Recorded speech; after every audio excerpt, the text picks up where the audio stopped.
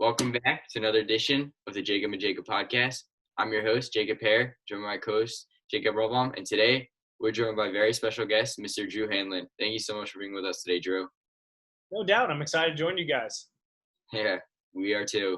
So Drew is a former college basketball player at Belmont University, and he's also the CEO of Pure Sweat Basketball, where he trains elite NBA players such as Joel Embiid, Bradley Beal, and rising superstar Jason Tatum.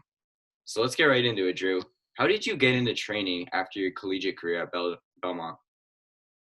So I actually started training when I was a junior in high school. So the quick story is I was working hard on my game. I was at a three-court facility, and there were two games going on courts 1 and 2. I was on court 3, and a parent from court 2 came over and basically during one of my breaks, I had my hands on my knees, dripping in sweat, and the parent came over and put his hand on my back, kind of startled me a little bit, and said, "Man, I've never seen any player work as hard as I just watched you work.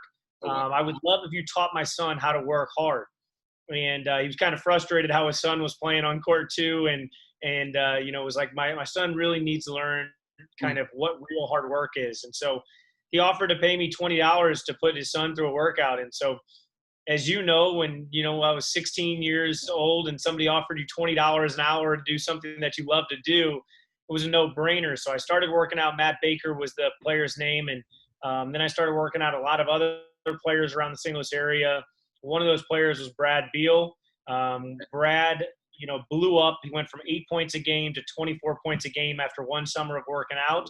And as his career took off, my career took off alongside it. I wrote a drill book my junior year in high school that started selling my senior year in high school. Sold a couple thousand copies just out of my backpack. Like I'd go to camps and tournaments and just start, offering up my drill book to people. And that's kind of really how it started. And then when I was in college, my first big breakthrough was I started training David Lee, who's also from St. Louis. And David was an NBA All-Star. So here I am as a college basketball player at a mid-major school, and I'm training NBA All-Stars. And the rest is history, because my industry is all about word of mouth. If you get results, you're going to stick around. And I was fortunate to help, first starting with Brad get results, then, a ton of other players in between. And then David Lee was my first NBA player to start getting results. And once I had those guys under my belt, everybody else kind of just started rolling in and was able to build a career out of it. Did you always have an envision to start Pure Sweat, or was that something that just came like after college or maybe like in the middle of college? So to be honest with you, when I started training, like back the junior year in high school, I had no idea that basketball training was even really a thing. I didn't ever have a trainer. I just kind of worked hard on my own. So I didn't really know that was a career path per se. But when I was in high school, I was training close to, I think I had 96 players I was training my senior year in high school. And, I was basically doing academies. So I was charging those players $200 a month to train with me. If you do the quick math, you realize real quick that I was bringing in some good coin in high school. So that's when I really realized that it was a business, and then when I went to Belmont University, I went to Belmont partly because of their entrepreneurship program. So I knew what I wanted to do once I started doing it, but I didn't even know it was a real thing until George Baker pat me on the back and told me that, he was willing to pay me to train his son. So I just wanted to be around basketball. I love helping people, and I love basketball. And so basketball training allowed me to combine those two things. That was the thing that I really wanted to do, was I wanted to help people in some way. Basketball just happened to be the platform that I was able to help people out. And now I've expanded. Now a lot of people don't really know this about me, but now I trained a ton of executives, meaning like in the business world, I'm a business coach and a life coach. And I'm writing a book that has nothing to do with basketball right now. So basketball just happened to be the platform that allowed me to help people, and that was what my goal was all along. Do you know when the book's going to drop? Maybe give our listeners a little preview. Yeah, so I think that the first draft of like the manuscript and stuff like that will be done by the end of this year. This coronavirus kind of pandemic actually helped me out a little bit, because I finally had some time to sit down and kind of put pen to paper. But I'm making the books kind of where young people will actually read them. It's funny because when I was in high school and even when I was in college, I never read any books. I just didn't. I don't know if I didn't have the patience to, or if I just thought it was a waste of time. But even books that were like, I was supposed to read for class, I would be one of those people that was like, I don't need to read them. Like, I'm good. Like, I'll just, figure it out on the fly. And then when I got out of college, I realized that when people write books, authors normally spend 10 to 15 to 20 years of researching and compiling like all this information, and then they put it into kind of their book because they want to share everything that they've learned. And so I realized like I could really kind of download 10 to 15 years, sometimes 30 to 40 years of information from somebody that was an expert in their field in a couple hundred pages. And so now I probably read a book every 3 or 4 days.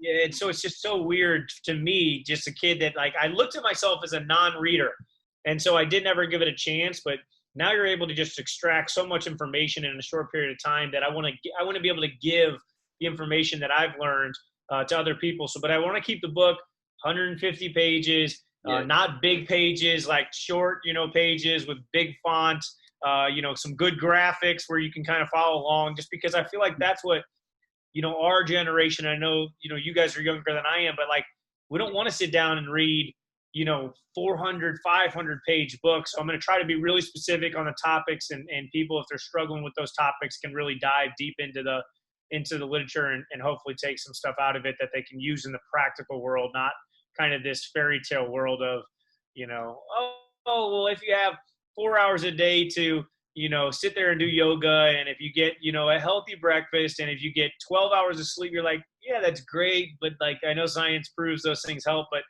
we can't live our life like that. We need more of a practical solution. So that's what I'm hoping to bring to the world.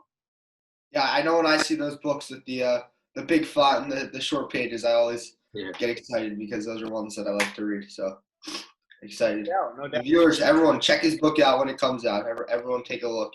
Yeah. No doubt.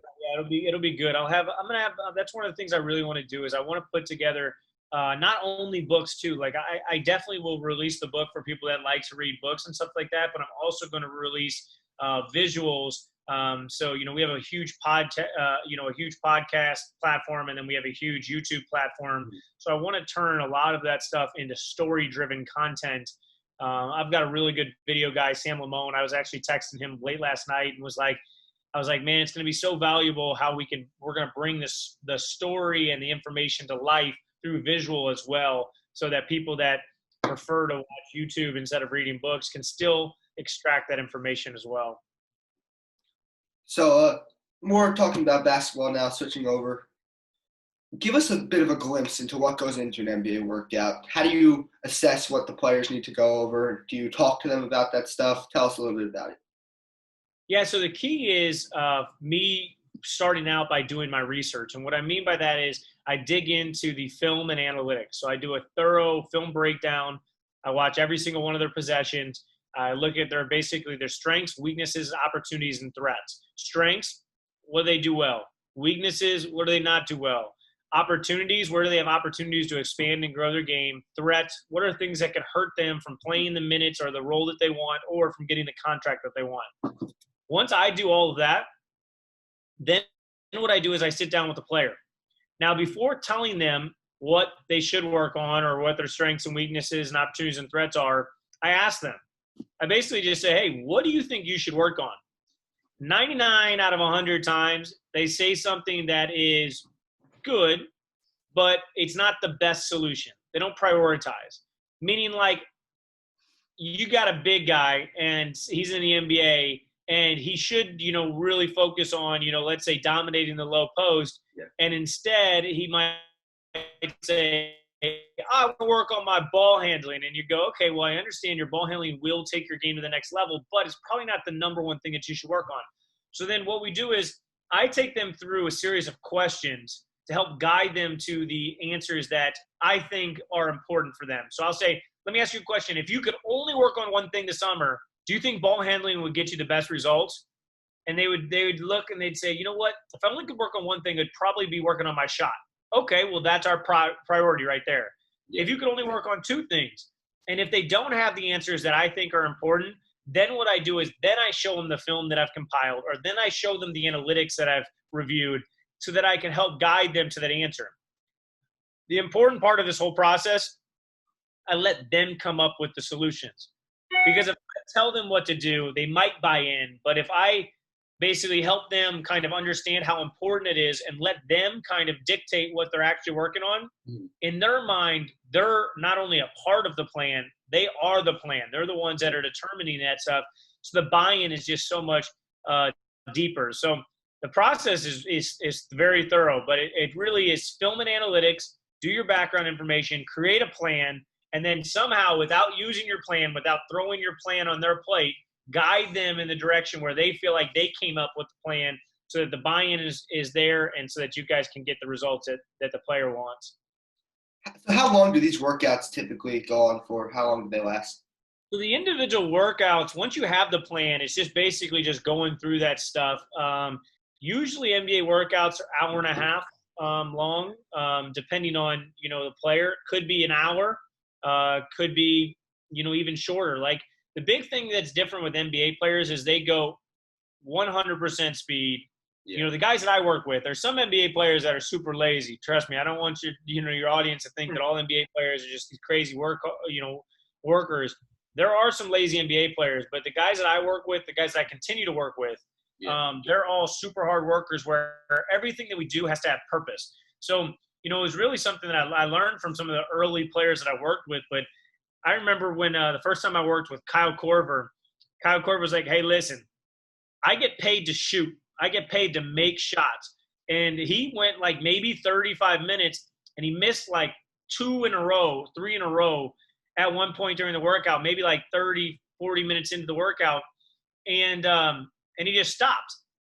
And, and most people, if they have like, if they miss a couple shots, I'm going to go grab a drink or whatever. He just stopped and went to the free throw line and was like, all right, I'm going to make 2 free throws and get out of here. And I was like, wait, what? Like, what are you doing? He's like, I don't want to form any bad habits. He's like, I can feel my shot. I'm not using my legs enough. I'm throwing the ball up there. I don't want to form bad habits. And that's when I was really like, wow, like that was early on in my NBA training career. I'm like, it is smarter to, basically either stop or to take a break and then come back once you're actually refocused than it is to form these bad reps. So the best NBA players, they just go as hard as they can for as long as they can. And as soon as they feel their body breaking down or their mind breaking down, then they just, kind of stop because they don't want those bad habits to form in their game. How important is a player's mental state during these workouts? Oh, so important. I mean, to be honest with you, the mental side is just as important, if not more important, than their actual, physical or skill side. I always talk about, a bunch of things, but like, first thing I always say is if there's issues that are going on off the court, they're probably going to affect on the court. Yeah. And the other thing is you have to master like the deep game, like the game deep within your head, deep within your heart. Like you think about those kind of like people that are always like, oh, you're playing mind games or oh man, you can tell something's going on. It's because they have something, whether it's fear, whether it's insecurity, whether it's doubt, there's something deep going on in their mind that they have to be able to master. And so I would say that is the most important thing that I do is get confidence for these guys and help them kind of, be at their best when they need to be at their best. So, I mean, there's been a ton of players that I've had that have come to me that are really talented basketball players, and really what they need is less of skill work and more of mental work. And by me being, knowing when to pat them on the back and say, hey, good job, me knowing when to be an asshole for lack of better terms, because they need that kind of push or pull or tug, like me being able to balance that and keep them in a mental sharp state position is so important. And especially with these top level guys, like, like some of the guys you mentioned earlier, like I'm actually in Philadelphia working with Joel Embiid right now, getting him ready for the postseason. But like a guy like Joel Embiid is so good, so skilled, so talented that he needs me more for the confidence aspect than he does anything else. Him being able to trust that he's going to make fadeaways is more important than him knowing how to move his foot just a little bit more so that he gets around. All those little details matter, and we always work on the details. I call them micro skills in the workouts. But the truth is, the mental part is the hardest part of the game, and being able to get guys to mentally believe that they can succeed in those crunch times are so important. And I always say a skill isn't actually acquired until it holds up in crunch time, until it holds up under pressure. And so that's what we're trying to do. We're trying to develop skills and that actually hold up under pressure.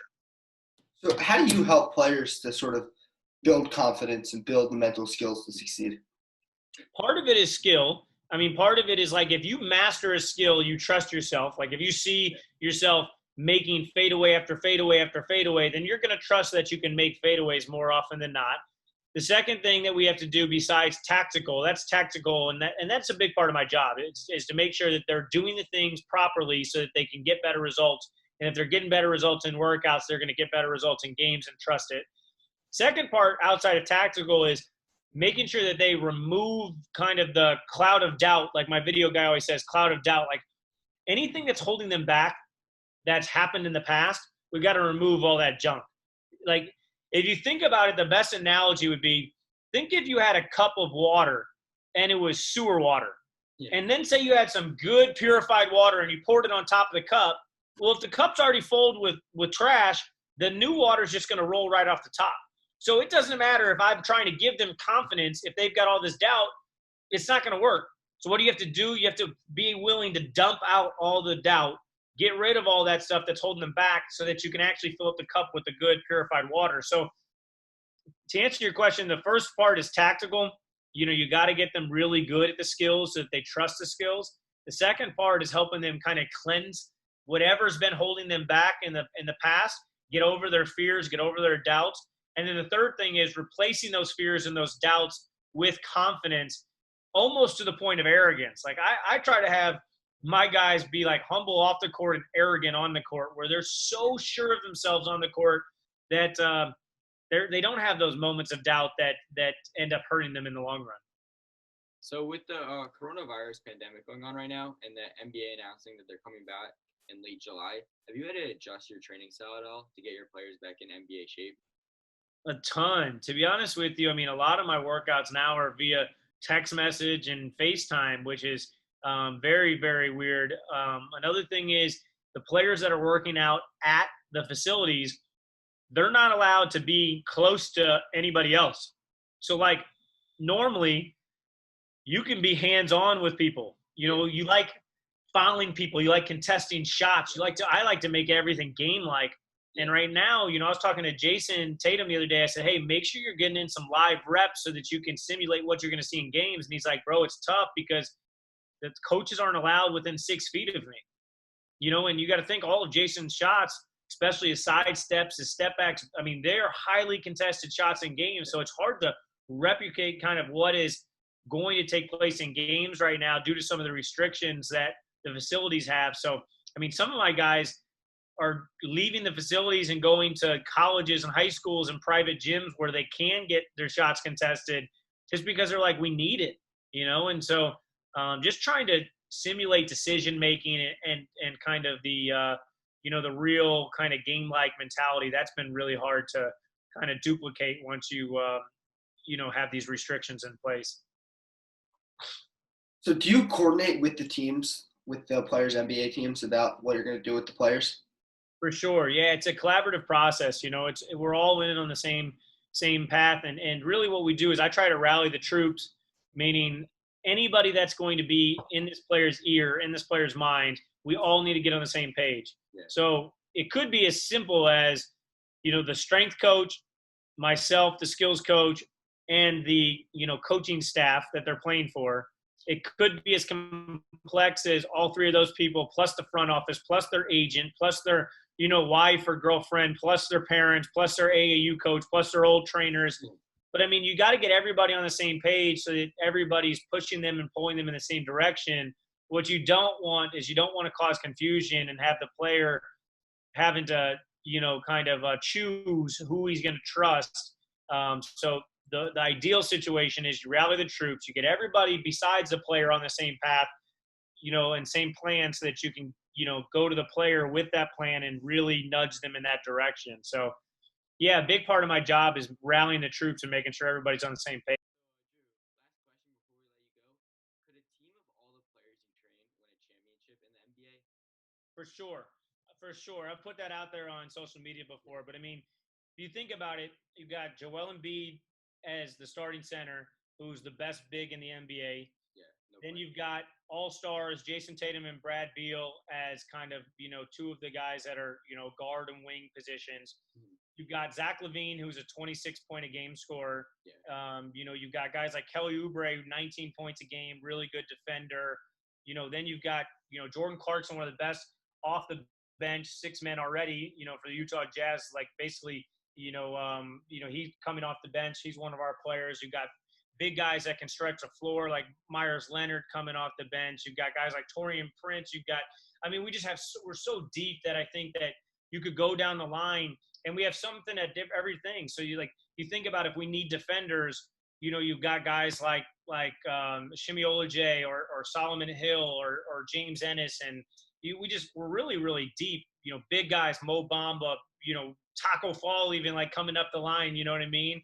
I haven't even mentioned guards that are attackers and stuff like RJ Barrett. And so if we put together our whole team, I think it'd be really. I mean, we'd be a team of buckets for sure, but I think we'd be really, really talented, and they've already got good team chemistry, so I think that would help us out a lot as well. Hey, and they got a great coach. No doubt, no doubt. Yeah, the problem is we'd everybody be yelling at me for not getting them enough shots. That'd be the only problem we'd have. Yeah. All right. Thank you so much for being on the show today, Drew. Make sure you check out his website, Pierce Web Basketball, and his new book coming out soon.